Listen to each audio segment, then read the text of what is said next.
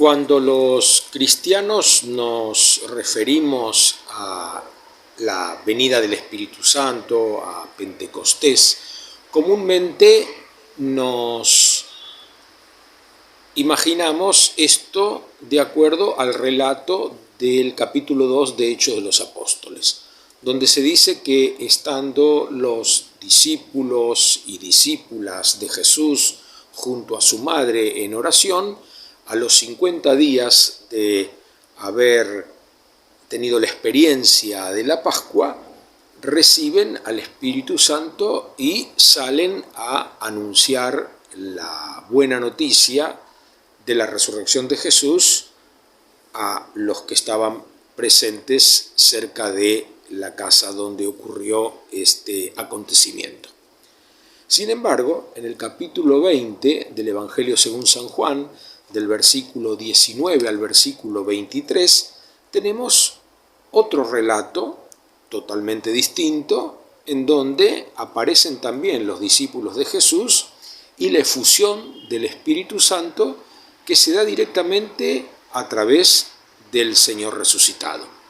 El texto dice que al atardecer de ese mismo día, el primero de la semana, es decir, el día de la resurrección de Jesús, estando las puertas del lugar donde se encontraban los discípulos cerradas por temor a los judíos, en realidad a las autoridades judías,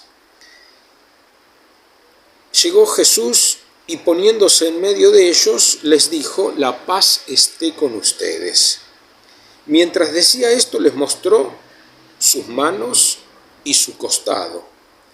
Los discípulos se llenaron de alegría cuando vieron al Señor. Jesús les dijo de nuevo: «La paz esté con ustedes. Como el Padre me envió a mí, así yo los envío a ustedes». Al decir esto sopló sobre ellos y añadió: «Reciban el Espíritu Santo. Los pecados serán perdonados a los que ustedes se los perdonen, y serán retenidos a los que ustedes se los retengan». Es decir, la efusión del Espíritu Santo se da directamente a través del resucitado, que lo hace mediante un soplo, así como en el libro del Génesis, cuando se narra la creación del ser humano, que primero era una figura de barro sin vida y que recibe la vida a través del soplo de Dios, ¿no? Este soplo, esta ruaj, esta fuerza, este viento, este espíritu, el neuma, es lo que le da vida. Y ahora también en esta nueva creación, el primer día de la semana, el Señor Jesús da vida nueva a través del Espíritu Santo que reciben los discípulos. Y así como el Padre lo había enviado a Él, ahora Jesús los envía a ellos y nos envía a todos nosotros los que de alguna u otra manera somos discípulos de Jesús.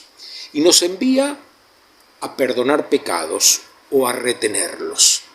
¿Cómo podemos interpretar esto? Bueno, hay varias líneas de interpretación, pero yo creo que tal vez para entender esto de perdonar y retener, tenemos que irnos al capítulo 9 del Evangelio según San Juan, a la curación del ciego de nacimiento. Ahí también le preguntan a Jesús: ¿por qué este hombre está ciego? ¿A causa de un pecado personal o un pecado de sus padres? Porque ciego de nacimiento no puede haber él cometido un pecado que causó esta pérdida total de la vista. Y Jesús dice: no, ni por un pecado de él ni por un pecado de sus padres, sino que está así para que se muestre en él la gloria de Dios, el poder de Dios. Y Jesús le da la vista. Pero los fariseos entran en discusión con Jesús, con el ciego, que ahora es vidente, y con sus padres. Y ahí entonces ellos en un momento dado le dicen a Jesús: ¿es que acaso ¿Tú dices que nosotros somos ciegos? No, si fueran ciegos no tendrían pecado, pero como dicen que ven, y ahí entonces está el tema del perdón de los pecados, la vista dada al ciego y la retención de los pecados, o mejor dicho, la señalización del pecado. Ustedes están en una actitud de pecado, de cerrazón, no quieren reconocer a Dios que obra a través mío. Pienso que esto es la interpretación que hay que darle a esto de ofrecer perdón o retener los pecados. Que el Señor nos vuelva a llenar con su Espíritu para animarnos a salir. Así como el Padre me envió a mí, yo los envío a ustedes. A salir y a llegar a todas partes llevando la buena noticia de un Dios que nos ama entrañablemente y que se ofrece, que se entrega totalmente por nosotros. Ahí están las manos y el costado, el signo de su amor hasta el extremo. Así comienza el capítulo 13 del Evangelio según San Juan. Nos amó hasta el extremo de derramar la última gota de su sangre. Ese corazón del que sale sangre y agua como signo de entrega total.